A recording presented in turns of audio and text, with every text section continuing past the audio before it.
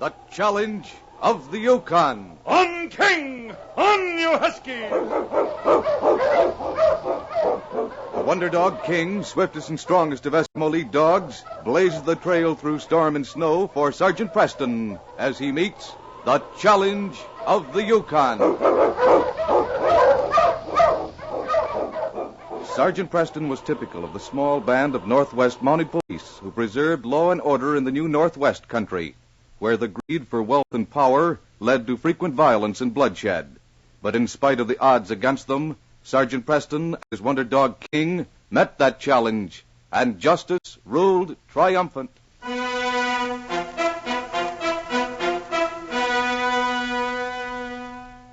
Old Pop Reman loved practical jokes. One evening in the Gold Horseshoe Bar in Dawson, Jim, the owner, protested violently when he discovered Pop sawing one of the chairs at the table where two other men were seated. Hey, you crazy old kook, quit sawing the legs off that chair. What do you think you're doing? Keep your shirt on, Jim. I'll fix it for you tomorrow. We just want to have a little fun. You have to saw up my chairs to have fun? Pop wants us to see how he fixes chairs so that it'll fall apart when someone sits on it. Oh, you'll get a good laugh out of this, Jim. Now, set up some more drinks for Bill and Pete here. All right, but you see that you fix that chair tomorrow. I ain't got enough of them as it is. You don't seem to like your jokes too well, Pop. Oh, Jim's all right. He'll get a good laugh out of it when it happens. There, it's ready. Now we'll just let it stay right here at our table, and when someone comes in, we'll ask him to sit down with us. Bill, this is a pretty fine bar. I don't know whether we better start one here in this town or not with all the competition. Well, we're going to start one anyway. Well, these places are better gold mines than you'd find anywhere. You don't get cold taking the pay dirt out of them. Oh, you two going to open a bar, you say? We're planning to. Shucks, I didn't know you could get the place to open one. This town ain't nothing but bars. Anyway, you'll have lots of competition. You'll get customers, don't worry. You won't get them away from Jim here. Why, this place is the most popular one in town. Customers have been coming here ever since the town began, and once they get used to a place, nothing outside of dynamite can get them to go anyplace else. Well, here's your drinks, Bob. Now, say, sit down and rest your feet a minute, Jim. Well, I am kind of tired. Jumping, you almost caught me that time. I clean forgot about that chair, you old son of a gun. That would have been a good one if you'd have sat down and busted it after watching me fix it. That sure was close. Well, if I hadn't looked at your face just then, I'd have done it, Pop. You had that gleeful look in your eye that you have every time you play one of those jokes of yours. Doggone it, I sure wish you had. Hello there, Preston. Hi, Preston. Oh, say, there's Sergeant Preston. He's a Mountie, boys. Now, let's get him in here and sit down at this chair. Hope he can take a joke. Sure he can. He's all right. Oh, Preston! Hey, Sergeant! Come on over here. I want you to meet some new boys that have just come to town. Hello, Pop. This here is Bill Cummins and Pete Johnson. They're going to open up a new bar here in town. Hello, boys. How are you, I Sergeant? know you, Sergeant. Now, sit down, Sergeant. Right here in this chair with us. Why, thanks, Pop. I'd be glad to sit at your table. But I think I'll trade chairs with you. Now, hey, you put me down, Sergeant. I'll put you down right on this chair you had fixed. That's the best I ever seen. Pop got caught in his own trap. Good for you, Sergeant. Someone finally got him. Here, let me help you out, Pop. There you go. How'd you know that chair was fixed? Oh, I've seen your tricks before, Pop. Oh, well. And one look at that face of yours, and you invited me to sit down, and I knew something was up. Yeah, my face again. Well, I got to learn to control it. Oh, well, everybody enjoyed it anyway, except me. Now, let's pull up a good chair and continue the evening. Did I ever tell you about the time I put the polecat in Jack Hunter's sleeping bag?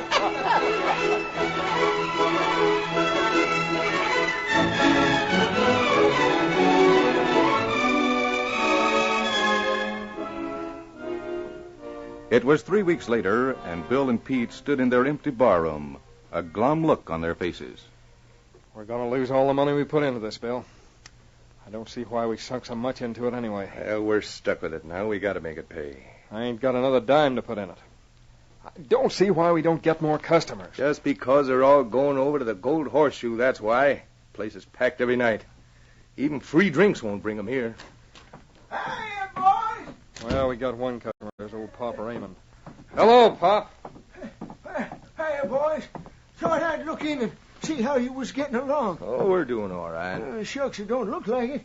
Why, this place is as empty as folks say my head is. We can't be busy all the time. We've hardly got it started. Well, as long as you got plenty of capital, maybe you'll get some business by and by, but just like I said, you'll have to go some to get folks away from the Gold Horseshoe. It's crowded all the time. Thought up any new jokes lately, Pop? No. Everybody's on to most of them. Ain't had a speck of fun. You know, I heard of a good one once in Montreal. You did? What was it? Well, I don't think you could get away with it, Pop. People know you play 'em all the time. Now, there's lots of people I don't know very well, and a brand new trick would fool 'em. Well, sir, this one was done by sort of a crazy fella. Yeah? Didn't have much money, and he was always trying to bum drinks from the bar. Well, finally, they wouldn't give him any more. Then one day he came in with a stick of dynamite in his mouth like a cigar. And when he got in, he lit it. He lit the dynamite, and what happened? Well, sir, everybody fell over each other getting out of the place, even the bartenders. They all ran as far away from there as they could get. Did she blow? No. Everybody waited, and nothing happened. Yeah. Well, finally, someone got up nerve enough to peek in, and here was old Nick sitting on the bar drinking out of every bottle he could get his hands on. But where was the dynamite? Burning on the bar beside him. Well, it was just a candle he'd fixed up with a fuse, but it looked just like dynamite. Believe you me, we sure felt silly coming back into that place. Well, now, that's what I call a good joke. Oh, suffering snakes, would I like to pull that one. That would catch everybody in the place. Well, nobody thinks you're that crazy, Pop. Now, you just don't know how far I'd go to pull a good joke like that. I can act crazy for a week or two, can't I? And you two boys could sort of tell folks I was getting a little batch. Well, you wouldn't want to get a reputation for Oh, being they'd that all way. know he was pretending for the sake of playing the joke. Why, sure, that would be half the fun. Now, you boys help me fix that fuse on a candle, and I'll do the rest. Sure, we'll fix it up for you, Pop. I'll take a few days to act funny and get 'em all wondering, and then I'll do it. Fine. We'll get the stuff ready. I'll start right now. I'm going right over to the Horseshoe Bar and start acting funny. So long, boys. Oh, this will be a good one. What's the idea, Bill? Since when you been so interested in practical jokes? This is practical, all right. But it won't be a joke to the Horseshoe Bar. No? What do you mean? I mean we're going to wreck our competition. I still don't get it. When Pop goes in there smoking what he thinks is a candle, the joke's going to be on him. It's the last one he'll ever play. What? We're going to give Pop a real stick of dynamite instead of a fake one. But Bill, that'd blow him to pieces. And it'll also blow the Gold Horseshoe Bar to pieces. And we won't have to worry anymore about competition. But if someone finds How out... can they? Pop won't be there to tell him who thought of it. And if he's going to act crazy, well, it all fits in, see?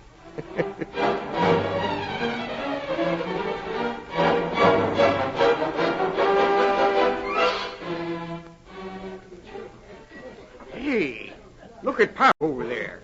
What do you think he's doing? Looks as if he's picking flowers. Only there ain't no flowers. What you doing, Pop? Just gathering up a few of these here daisies.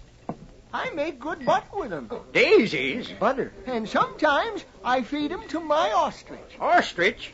He's going balmy.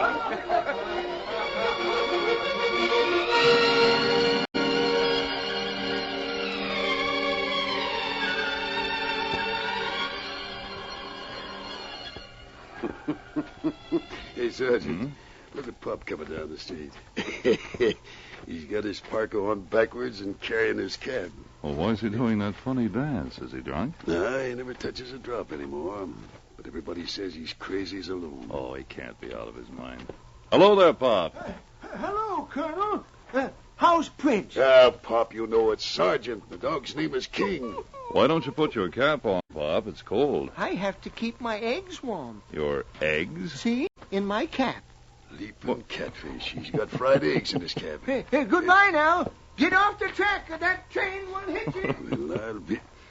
He's completely off his beam. No, that's an act. Old Pop's up to something again.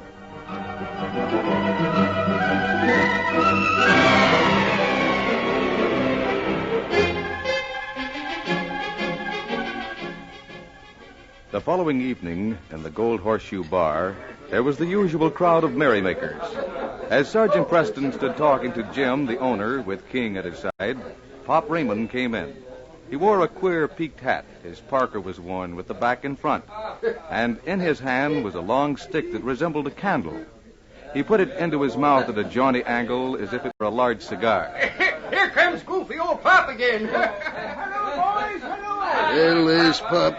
Look, he's acting crazier than ever. What's that in his mouth? Looks like a stick. Hey, that ain't dynamite, is it? I got a new kind of cigar, boys. I found it in the dynamite box. Hey, he's got a stick of dynamite. Look out. Well, I have to light it first. Then I'll give you all a puff. Hey, look out. Let me out of here. He's lighting the fuse. Get out of my way. He's crazy. Hey, hurry. Do it. Sergeant Preston, he's going to blow us up. All right, Pop. We know it's a joke.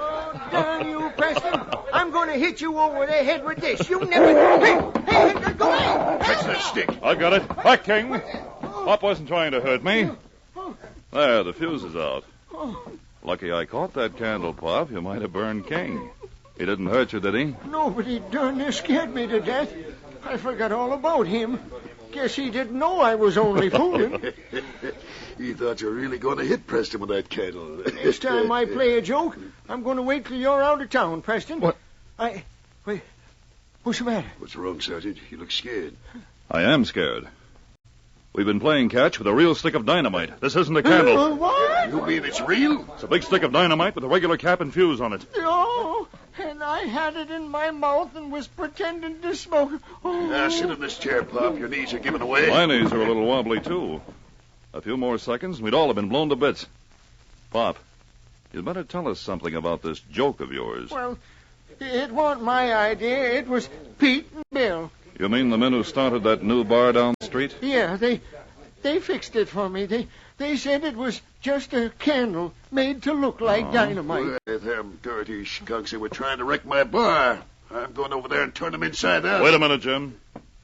This wasn't just a plan to wreck the Gold Horseshoe. It was attempted murder. I'll take care of Pete and Bill. Come on, King. I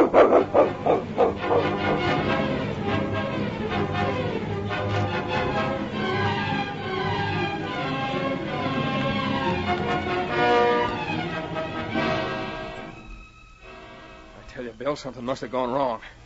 We could have heard the explosion. We'll hear it. Crazy old fool probably just waved it in their faces and scared them out. Most likely waiting till they come back in again before he lights it. Figure he can scare them twice. Well, I don't like it. Listen. Did you hear something at the back door? Oh, calm down. You're just nervous. Well, I'm getting my parka on, and if anyone comes in, I'm getting out fast. Why, you're crazy. If we run away now, they'll suspect us, and we got... Oh, what? Hi, Sergeant Preston. Not behind that bar, Bill. You're under arrest. What do you mean? I wouldn't go out that back door if I were you, Pete. Well, I was. Get him, King! Take him off of me. All right, Bill. Get back there with him. I don't know what this is all about. Did you get him, Sergeant? Yes, Pop. I got one, and King got the other.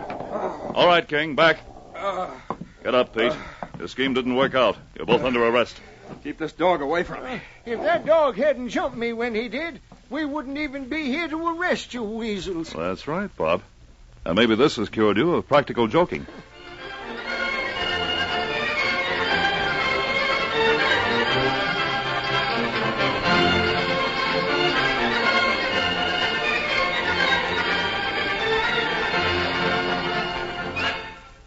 These copyrighted dramas originate in the studios of WXYZ Detroit, and all characters, names, places, and incidents used are fictitious. They are sent to you each week at the same time. Hugh Holder speaking. This is the Michigan Radio Network.